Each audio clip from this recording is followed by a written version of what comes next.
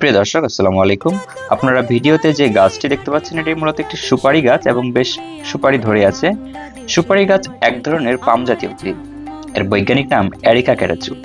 এটি প্রধানত গ্রীষ্মমণ্ডলীয় অঞ্চলে, বিশেষত এশিয়া, পূর্ব আফ্রিকা ও প্রশান্ত মহাসাগর সংলগ্ন কিছু অঞ্চলে দেখা যায়।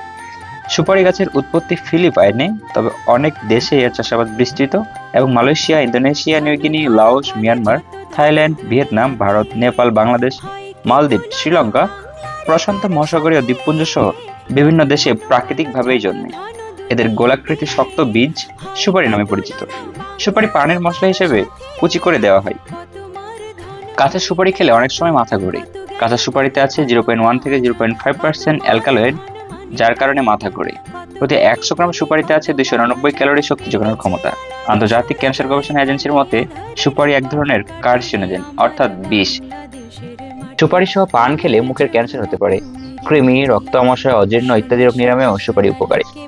এর রয়েছে এরিকোলিন ইত্যাদি উপবিষ। ভারত উপমহাদেশে মুখে ক্যান্সারের অন্যতম একটি কারণ। কাঁচা সুপারি চিবালে শরীর গরম অনুভূত হয়, এমনকি শরীর ঘেমে যেতে পারে। সুপারি খেলে তাৎক্ষণিক যেসব সমস্যা দেখা যায় সেগুলো হলো হাঁপানি বেড়ে যেতে পারে ও হাইপারটেনশন বা রক্তচাপ বেড়ে যেতে পারে। ধন্যবাদ।